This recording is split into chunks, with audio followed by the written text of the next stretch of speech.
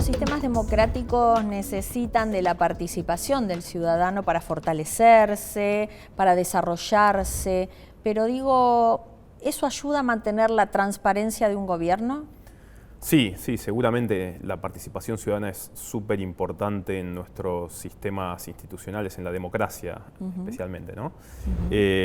Ahora, ¿qué significa esto en particular? Yo creo que muchos participamos en política sin saber que lo estamos haciendo. O la gente cree muchas veces que participar en política es ser candidato a algo, ser diputado, ser senador, etc. Y a mí me parece que muchos participamos en política, los periodistas participan en política claramente, informando al ciudadano, haciendo las preguntas que tienen que hacer.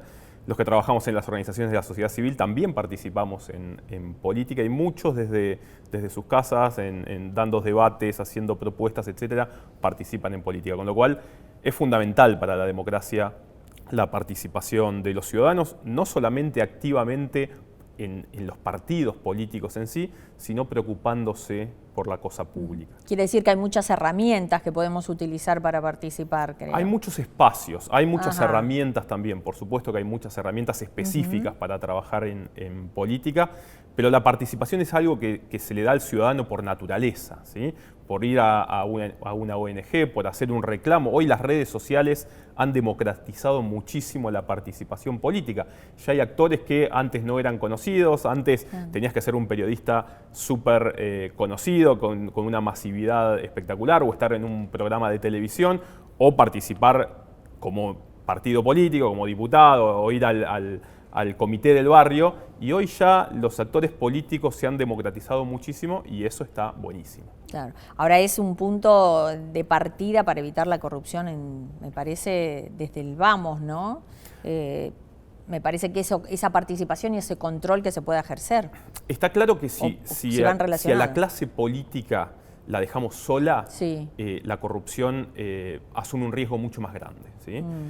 Sin participación ciudadana, sin control, sea institucionalizado dentro de las organizaciones de la sociedad civil, sea desde el periodismo o sea desde el ciudadano haciendo, por ejemplo, pedidos de información pública, el político se siente mucho más tranquilo, no está vigilado y puede hacer mucho más de lo que constitucionalmente tiene que hacer o legalmente tiene que hacer. Así que el control por parte de los ciudadanos, de vuelta, cada uno desde el lugar que se sienta cómodo, desde el lugar que encuentre, seguramente es muy importante para luchar contra la corrupción. Ahora, ese activismo ciudadano muchas veces cae en sacos rotos, no tienen las respuestas que la gente espera. ¿Cómo haces para que confíe y que participe realmente y que vea algo fructífero para ellos? Bueno, es muy difícil trasladar el hecho de yo participo y ellos siguen siendo corruptos, ¿sí? Me parece que ese simplismo muchas veces rompe con esto mismo que vos decís, con la confianza del ciudadano. Bueno, pero si siguen robando, bueno, no, la política no está tan fácil, las instituciones no son tan simples y hay que pensar que no está todo mal, ¿sí? Yo siempre digo lo mismo.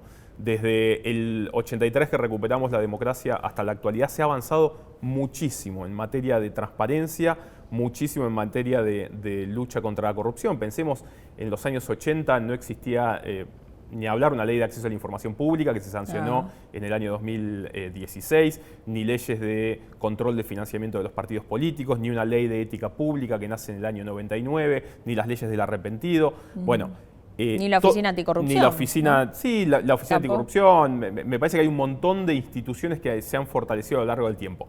Me vas a decir, bueno, pero la corrupción sigue existiendo. Sí, por supuesto que sigue existiendo.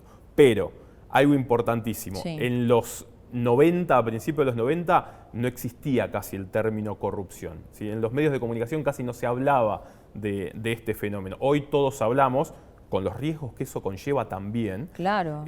Hoy todos hablamos de corrupción y está mucho más presente en la vida de todos los ciudadanos. Pero no hablábamos ¿por qué? ¿Porque lo teníamos tapado? ¿Porque no lo veíamos? ¿Porque no ayudaban todas estas ONG o estos órganos de transparencia? Yo creo que los desafíos de la democracia eran otros en ese momento. Los desafíos era consolidarse. Recordemos de dónde veníamos, de la dictadura militar. Teníamos que consolidar un sistema democrático con los famosos discursos para que comamos, para que nos podamos educar, para que tengamos salud. Bueno, y por ahí empezaba la discusión política. A lo largo del tiempo, bueno, como yo insisto hace muchos años, nosotros los propios ciudadanos, yo lo digo para mi organización, pero los propios ciudadanos nos encargamos de extender los márgenes de la democracia.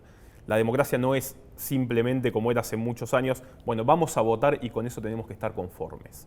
No, la democracia es algo muchísimo más complejo, la democracia implica ser ciudadanos también, la democracia implica exigir información, exigir que se rindan cuentas, y ahí entra también el que nos gobiernen en forma ética, que me parece que fue lo que empezamos a ver a partir de los años 90 y a exigir con determinados gobiernos. ¿Y aprendimos los argentinos a eso? ¿Todavía no nos falta mucho? Yo creo que los ciudadanos hemos aprendido mucho. Me parece que el ciudadano tiene mucho más presente este tema. Cuando vos vas a las encuestas, bueno, ¿qué es lo que más les importa a los ciudadanos? Siempre entre los 4 primeros tenés, por supuesto, salud, educación, trabajo, y corrupción siempre está terciando ahí para meterse como uno de los temas más importantes para los ciudadanos.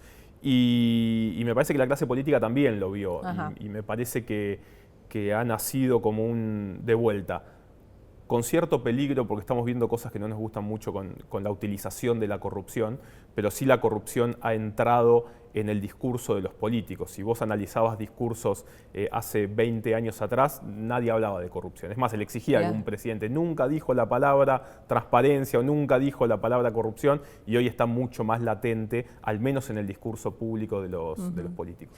Pero hay todavía en el ciudadano el miedo, el temor a denunciar, por ejemplo, algunos casos, porque creen que no va a llegar a buen puerto, que no se va a investigar bien. Digo, y en esto, ¿cómo encaja la figura del arrepentido? Si ayudó mucho a las denuncias.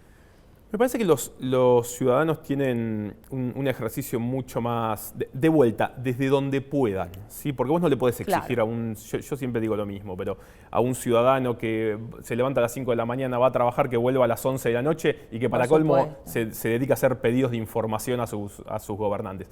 Pero desde su lugar, sea un periodista desde una nota, una investigación que puede llegar a una denuncia judicial, hasta los ciudadanos que hacen denuncias mucho más rápido hoy a través, por ejemplo, de vuelta de las redes sociales. Me parece que hay un ciudadano mucho más activo y mucho más vigilante. Si hoy vos estás en una burbuja política en redes sociales, que seguramente vos estás, vas a ver que hay personajes que se dedican directamente a leer el boletín oficial. Personajes con todo el respeto, personas que se dedican a leer el boletín oficial y a contar lo que pasa y a hacer denuncias y a hacer pedidos de información. Entonces, claro, si vos decís, ¿todos los ciudadanos llegan a su casa y se dedican a esto? No, por supuesto que no, pero sí hay un movimiento mucho más grande de control de la cosa pública que antes no se veía. Y hablamos de buenos ejemplos, de alguna forma. No te contesté sobre el arrepentido. Ah, es cierto. Sí, el arrepentido es una figura muy interesante. Sí. Con la cual hay que tener mucho cuidado también, ¿sí? En Argentina se avanzó en una primera normativa del arrepentido, que indudablemente es necesario reformarla porque no se utilizó del todo bien, no se utilizó con cierto, no quiere decir cierto sesgo, pero con cierta preocupación de esto de, bueno, cuando alguien se arrepiente eso tiene que ser grabado, tiene que quedar muy bien asentado, no tiene que sonar como una extorsión, esto de, bueno, si hablas te suelto y si no hablas te dejo adentro, que fue un poco algo que se estuvo viendo últimamente, bastante peligroso. ¿Son buenas las leyes de delación? Sí, son muy buenas. Lamentablemente tenemos ejemplos en la región que no han funcionado del todo bien. El caso, ¿por ejemplo? El caso Lavallato en Brasil, o con las idas y vueltas que ha tenido, pero estamos muy acostumbrados, y esto es algo importante cuando hablamos de corrupción últimamente, que parece que como no se hicieron las cosas del todo bien, no hubo corrupción en Brasil, o lo mismo puede suceder acá, si las delaciones no se grabaron, no se registraron bien, entonces no hubo casos de corrupción. No, tenemos que bajar un poquito lo terrible que vemos de cada caso en particular, y no es blanco o negro. Indudablemente las leyes del arrepentido sirven. lo que hay que hacer es trabajar para que sean de vuelta lo más institucionales posible, lo más democrática posible y que protejan principalmente a la persona que participó de un hecho de corrupción, porque no dejó de participar en ese hecho de corrupción y tiene información que puede ayudar a que las causas avancen. ¿Cuánto influyó tener la ley del arrepentido? Bueno, me parece que fue importante para una primera experiencia, ¿sí? La ley del arrepentido tiene ventajas importantes para avanzar en la investigación de causas de corrupción, pero también tiene ciertas limitaciones si no se utiliza bien como se tiene que utilizar. Y principalmente tiene que ver con proteger a la persona que se está arrepintiendo, ¿sí? Recordemos, es una persona que participó de un hecho delictivo y quiere aportar información a cambio de obtener un beneficio en el futuro. Lo que no se tiene que utilizar la ley del arrepentido es como un condicionamiento, de decirte, bueno, si vos me das información, yo te libero, y si no me das información, quedás preso. Por eso termina siendo una extorsión. Por eso hay ciertos requisitos necesarios y posiblemente la ley tenga que ser reformada en algún punto para que, bueno, no sea una extorsión, para que sean grabadas estas delaciones, para darle todas las garantías constitucionales a quien se arrepiente y principalmente o especialmente para que la causa pueda seguir avanzando y ese punto del arrepentimiento no termine haciendo caer toda la causa porque se aplicó mal una normativa. Claro, y siempre tiene que ser el mismo criterio de denunciar hacia arriba. Denunciar hacia arriba, y el máximo responsable no puede ser el arrepentido, digamos, en ese caso. Claro, y ahora vos decís, hay que reformarla, hay que cambiar algo de esa ley. ¿Está en agenda hoy día? Bueno, ¿qué significa que esté en agenda? En agenda del Congreso no está, en cuanto seguramente hay proyectos presentados, etcétera, pero no está. Hoy el tema corrupción no parece estar pasando por un momento de atención por parte del Congreso de la Nación. ¿Por qué? ¿Por algo en especial? ¿Porque hay otras cosas o porque no creen que es el momento o no hay No parecería haber un foco en ese tema en particular. Me parece que todo lo que tiene que ver con justicia está en la reforma del Ministerio Público Fiscal y algunos otros aspectos, pero no por ejemplo, hay una deuda pendiente quizás más importante que la del arrepentido, que es reformar la ley de ética pública y modernizarla. Pero bueno, quedó ahí algún proyecto presentado, pero no vemos intenciones de que se esté avanzando en eso. ¿Y se han promovido mejoras en el sistema judicial en lo que hace a la persecución o sanción de esos delitos? No, la verdad que no se han visto grandes cambios en los últimos tiempos en materia judicial. Parecería que cada gobierno que asume tiene alguna intención de, bueno, si estoy bien con la justicia no la cambio y si tengo causas en contra necesito hacer algunas reformas en particular, como esto que decíamos antes del Ministerio Público Fiscal. Hay algunas reformas pendientes también en cuanto a cómo los fiscales van a tener un rol mucho más protagonista con el nuevo sistema en el sistema judicial en Argentina, con el sistema acusatorio, pero todavía también está todo muy avanzando muy despacito. ¿Y qué pasa con el tema del defensor del pueblo? Las ONG lo están pidiendo, es algo que está garantizado en la Constitución, sin embargo no se nombra. ¿Debido a qué? ¿Y se puede relacionar eso también con un acto de corrupción, si se quiere? A mí, Liliana, me encantaría saber por qué no se avanza con esto. Creo que yo ya perdí la cuenta, pero hace 2 décadas. Como 12 años, por lo menos, ya estamos entrando. Que no hay un defensor del pueblo en la Argentina desde la renuncia de Mondino, si no me equivoco, en el año 2009, 2008, por ahí. Pero esto es un problema de todos los partidos políticos, o sea, son todos los partidos políticos que tienen representación en el Congreso que se tienen que poner de acuerdo en nombrar un defensor del pueblo, y especialmente en años muy particulares para la Argentina. Ahora que hablamos tanto de las vacunas, de compras de instrumental médico, los respiradores, compras durante la pandemia que, por ejemplo, fueron un gran desafío. Nosotros lo estuvimos monitoreando, que tenía que ver, bueno, cómo compró el Estado durante este último año, porque no es lo mismo poder hacer una licitación a 6 meses, 2 años, que tener que ir a comprar un respirador que lo necesitamos para ayer. Y el defensor del pueblo en estos casos hubiese sido fantástico tener. Funciona la Defensoría del Pueblo, funciona, como yo digo, funciona renga, porque bueno, sin un defensor propio baja mucho la calidad de esa institución. pero no hay reclamos de ningún... A mí me resulta muy sospechoso que ningún partido político pone el tema arriba de la agenda. Y es una negociación política, porque las mayorías necesarias son una negociación política, pero la verdad que llama mucho la atención. Me llama la atención eso que dijiste, que estuvieron estudiando el tema de las compras de vacuna. ¿Encontraron algo que te llamó la atención? No, estamos empezando ahora con un estudio sobre vacunas, pero estuvimos trabajando mucho sobre compras durante el año pasado con todo lo que tiene que ver con la emergencia. Compra de respiradores, compra de medicamentos, etcétera. Hubo un decreto presidencial muy necesario que fue, bueno, necesitamos un sistema de compras de emergencia, de vuelta, porque necesitamos las cosas para mañana mismo o para hoy mismo. Lamentablemente no se puso en funcionamiento un sistema de control de emergencia, que era lo que nosotros decíamos. Si vamos a hacer compras de emergencia por un decreto especial, necesitamos un sistema de compras. Entonces, por ejemplo, la Auditoría General de la Nación, que nosotros le pedimos el año pasado que audite todas las compras, bueno, este año va a empezar a auditar las compras del año pasado. Muy bueno eso, por sugerencia de ustedes. No, esto lo hace porque la Auditoría General de la Nación lo hace siempre. Nosotros lo pedimos que lo hagan el propio año pasado, que lo hagan en momento concurrente para ir haciéndolo rápido y si hay algún problema lo solucionen rápido. La auditoría lo quiso impulsar, la mayoría en la auditoría finalmente esto no lo aceptó, pero fuimos viendo que se hicieron compras necesarias y otras compras no tan necesarias por dentro del decreto de la pandemia. Y lamentablemente lo peor que estuvimos viendo fue que todas esas compras no están centralizadas para lo que hablábamos antes, para que el ciudadano pueda controlar. Hay un sitio que tiene Argentina que se llama comprar.ar, donde deberían estar absolutamente todas estas compras y no están. Nosotros tuvimos que revisar hospital por hospital, ministerio por ministerio, secretaría por secretaría, para observar solamente entre el 20 y el 30% de compras que hizo el Estado Nacional. Lamentablemente hubo cierta opacidad en esto. No estamos hablando de corrupción, pero sí de falta de transparencia, que es bastante peligrosa para que se llegue a hechos de corrupción. ¿Y qué denuncian los argentinos, por ejemplo, en materia de corrupción? ¿Qué es lo que se denuncia? ¿Y ustedes pueden llegar a monitorear esas denuncias? ¿Cómo se hacen? Bueno, es difícil porque hoy vivimos en un sistema donde cualquier cosa es corrupción y cualquier cosa es una denuncia. Entonces, ¿qué denuncia? Bueno, se denuncia de todo. Ahora, ¿qué llega a la justicia específicamente? Llega muchísimo menos de lo que se denuncia.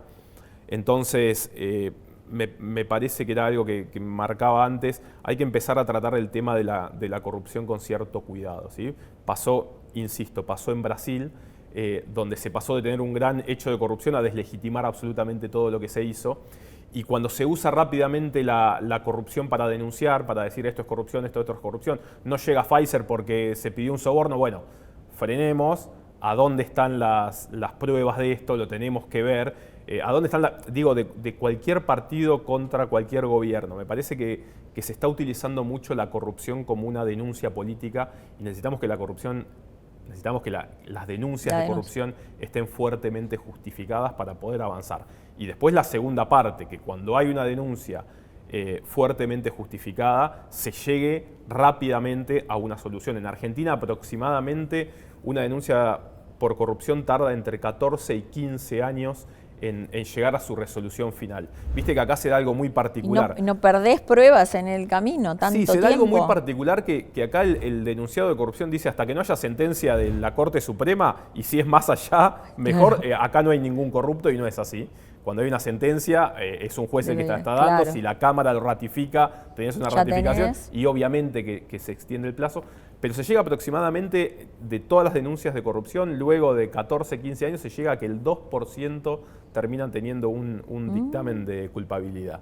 Lo cual hace un sistema muy engorroso, lo cual la corrupción parece ser una inversión a largo plazo, porque bueno, en 15 años veremos qué pasa. Termina sucediendo que tenemos algún expresidente que terminó escondido en el Senado de la Nación, terminó falleciendo y tenía causas de corrupción todavía, o condenas inclusive de corrupción, con lo cual es...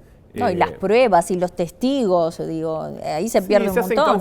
Se hacen causas eternas que es muy difícil sostenerlas en el tiempo. A veces sale algún fallo de corrupción y uno dice, ¿qué pasó? Hace poco me recuerdo que, bueno, los jóvenes no van a saber de qué estamos hablando, pero salió un fallo contra Gostanián. Y si le vas a preguntar a un millennial quién es Gostanián, no va a tener ni idea de quién le estamos hablando. Es corrupción de los años 90. Entonces, Casa de la Moneda. Cuando se habla de reforma No judicial, sé. lo que no necesitamos nosotros, bueno, que el jefe de los fiscales se elija más rápidamente, entonces con mayorías atenuadas, etc. Lo que necesitamos es reformar un sistema de justicia, prepararlo para combatir efectivamente la corrupción en una forma mucho más dinámica y muy especialmente responsabilidad del lado de la clase política en cuanto a no utilizar la corrupción como una herramienta política, con la denuncia fácil que me parece que termina perjudicando o vaciando el concepto de corrupción al final del día. ¿Y a vos cuál es el hecho de corrupción que más te ha impactado hasta esta hora? ¿O crees que es el más grave y que deberíamos seguir, ya que dura tanto ese proceso, tenerlo siempre bajo la lupa y no olvidarlo? No, yo creo que hay muchas causas de corrupción en Argentina que son importantes. A mí las que más me impactan son causas más simples. ¿Sí? A mí simples en el sentido de la investigación, ¿no? El hecho de la tragedia de Once es una causa Claro. que obviamente nos impactó a todos. Me impactan mucho la corrupción que se da en municipios, especialmente en municipios pobres. Me preocupa muchísimo, no sé si llamarlo corrupción, pero por ejemplo, cómo se utiliza fondos públicos de municipios muy pobres para que los intendentes hagan campaña propia. Hace poco tiempo, pocos días atrás, en la final de uno de los programas más vistos de este año de la televisión, había un municipio que hacía publicidad oficial, un municipio de los más pobres de la provincia de Buenos Aires. Y uno dice, ¿en qué está pensando ese intendente, ese jefe de gobierno, cuando lleva adelante una campaña que debe salir millones de pesos en el prime time de Argentina, en el programa más visto, y simplemente para publicitarse él? Y la verdad que esos casos de corrupción a mí me preocupan bastante. ¿Y eso no hay que denunciarlo en todo caso? Porque vos lo ves, te llama la atención, digo, ¿no habría que denunciarlo? ¿O se puede denunciar ese caso como un hecho de corrupción? Pues también te puede decir, estoy dando a conocer mi gobierno y es una obligación que yo tengo publicitar mis actos de gobierno. Por eso te decía que no son casos de corrupción en sí mismos, pero son casos de discrecionalidad, si querés, no son arbitrarios, son discrecionales. Claro. Pero hay muchos casos de corrupción a nivel local que son los que más impactan porque son los que están en estrecho vínculo con la ciudadanía. Claro. Entonces, cuando un intendente utiliza fondos propios, cuando funcionarios de tercer nivel de una intendencia se vacunan antes que los propios ciudadanos porque se creen más importantes que el resto, a mí me parece que hay un problema de ego en parte de la clase política que es muy, muy preocupante. Ahora, de hecho, de corrupción, sí, por supuesto que tenemos el caso de los cuadernos, tenemos el caso de los hoteles de la familia Kirchner, tenemos el caso del correo de Macri, todos hechos que la ciudadanía necesita que avancen y se empiecen a solucionar. Pero tenés razón vos que a veces hay cosas muy chiquitas, explota una escuela, el gas, y se habla de un hecho de corrupción. Digo, inmediatamente tenés esa correlación que vos decís. Quizás es chiquito, entre comillas, porque es gravísimo, no llega a ese nivel como cuadernos, por ejemplo, pero sigue siendo un acto de corrupción. ¿Lo tenés que tomar como eso? Es que la corrupción es estructural. Pensar que la fantasía de que hay una persona mala y es el corrupto, o un partido político que tiene el monopolio de la corrupción, hay una equivocación. Acá hay una estructura. Yo siempre hablo de los engranajes, tanto de la corrupción como los engranajes del sistema de integridad que lo tienen que solucionar.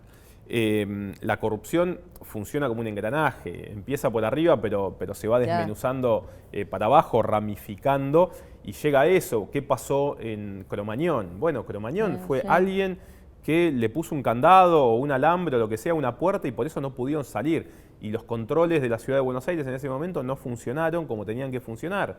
Porque esa noche seguramente tenía que ir alguien a ver que esa puerta de emergencia estuviese abierta o se pudiese abrir fácilmente.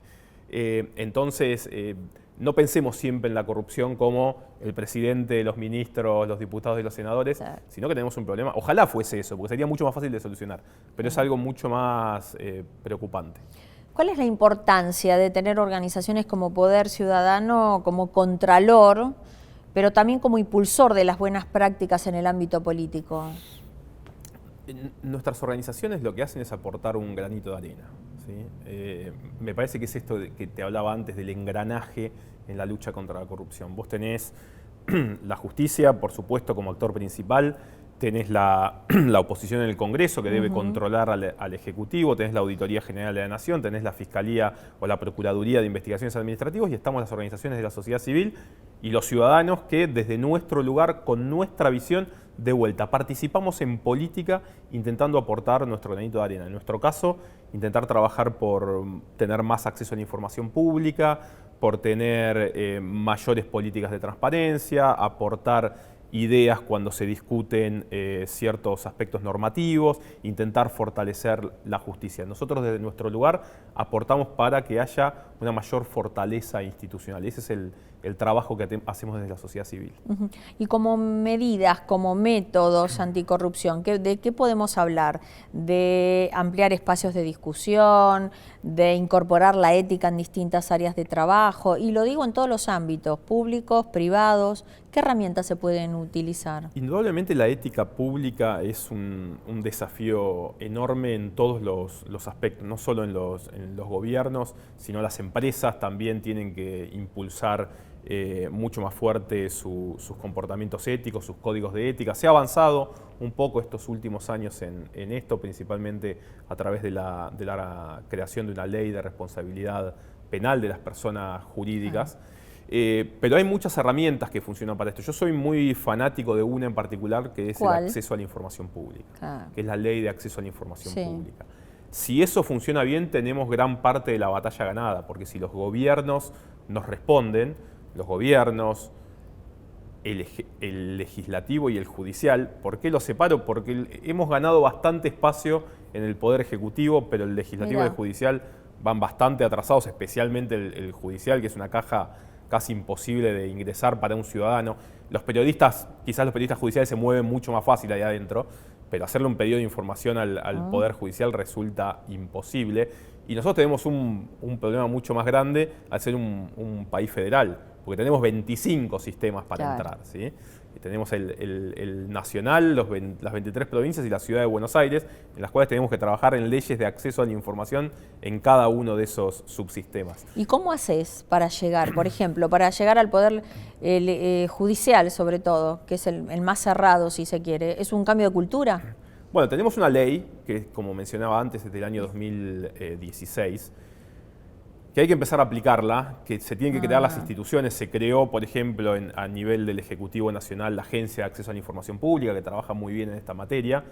La tienen que crear también el Legislativo y el Judicial. El Poder Judicial realmente estamos viendo cuál es la llave para lograr entrar a eso. Hay que convencer ahí a muchos jueces y a un sistema muy oscuro que tiene muchísimos años de funcionar de una forma en particular. Y nosotros tenemos el desafío de poder abrir eso. Y muchas veces son los propios jueces los que nos han ayudado a abrir el Poder Ejecutivo, por ejemplo, ¿sí? Y nos han dado la razón en causas históricas, causas judiciales de acceso a la información pública, pero cuando vas al Poder Judicial y ya demandar al Poder Judicial es algo muchísimo más complejo y se cierra mucho más, pero hay que seguir trabajando porque no tengo dudas que lo vamos a avanzar también en ese campo. ¿Y tiene que ver la corrupción? ¿Se cree porque la gente dice la justicia es corrupta? ¿Tiene que ver con eso, con esa imagen? ¿Puede tener esa imagen, digamos? Corrupción hay en todos lados. A mí me parece que muchas veces el acceso a la información muchas veces está vinculado con el acceso con la falta de transparencia, con la corrupción, pero muchas veces tiene que ver justamente con que no son transparentes porque están acostumbrados a hacerlo así. Y si lo hacemos así, ¿y para qué me están pidiendo esto? ¿Por qué me están pidiendo que le diga mi agenda de reuniones? Algo que nosotros tenemos. Tenemos la agenda de reuniones del presidente de la Nación, tenemos la agenda de reuniones en la Quinta de Olivos, los accesos a la Quinta de Olivos, tenemos algo de los diputados y los senadores, pero es imposible acceder a una agenda de un juez. Y el juez se pregunta, ¿y por qué? ¿Qué quiere saber? No necesariamente ese juez es corrupto en sí, pero falta indudablemente una perspectiva de transparencia en el Poder Judicial. Y la grieta de la que se está hablando últimamente, sobre todo de los dos últimos gobiernos democráticos, ¿influye también para no debatir seriamente los procesos de corrupción?